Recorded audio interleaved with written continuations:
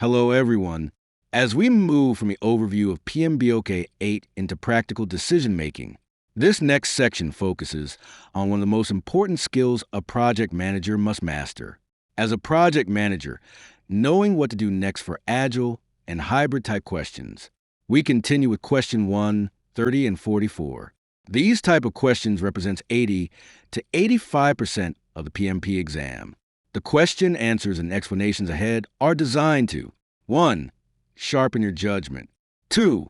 Reinforce PMBOK-8 delivery principles. And 3. Help you think through real project situations with clarity and confidence.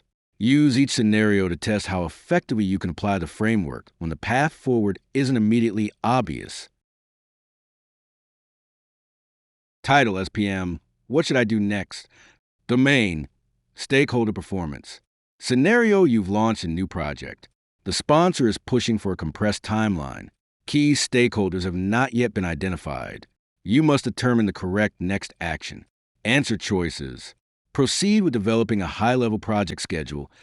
Anytime you see the word high-level, it refers to the governance stage because high-level items such as risks, assumption, and stakeholders occurs in the project charter before and after project charter has been approved, but the schedule is done in project planning. This is a contradiction. I am not aboard with this answer. Start stakeholder identification and document their interests. High-level stakeholders are performed in the project charter. However, compressed timelines are done in project planning. Again, a contraction of governance and planning. But in this case, a compressed schedule is a suggestion noted in the project charter. However, is prioritizing stakeholders and documenting their concerns. It is considered as a possible PMI-type answer. Launch detailed planning with your current knowledge. If it said the team's current knowledge from brainstorming meeting, it might have been an option. So in this case, not the best answer. Finalize the scope with whatever input is available. It is a new project, which it is in the beginning stages, and scope is in the planning stage. Correct answer, the correct answer is B. Start stakeholder identification and document their interests. Explanation, you must begin by identifying stakeholders and understanding their needs. Skipping this step increases the risk of missed expectations, scope changes, and conflicts later in the project. PMBOK-8 emphasizes early stakeholder engagement as foundational to alignment and planning. Option commentary. Option A. Building a schedule before knowing key players leads to rework. Option C. Planning without stakeholder input risks misalignment with project objectives. Option D. Finalizing scope is premature because requirements are not yet validated. Option B. Correct. Stakeholder identification sets the stage for planning, risk management, and communication strategies. Title SPM, What Should I Do Next? Agile/Hybrid Series. Domain, Project Work Performance. Scenario mid-execution. You discover that one of the engineering processes being used is outdated and is causing delays in the project. Where are we in the project? Mid-execution. Question, what is the most PMBOK-aligned way to address this issue? Options. A. Update your resource plan. Nothing in the questions refers to resources or planning, and this is mid-execution.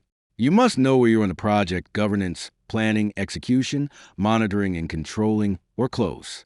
We are mid-execution because it's stated at the beginning. Wrong answer. B. Implement a corrective action and document the process change. A great PMI response.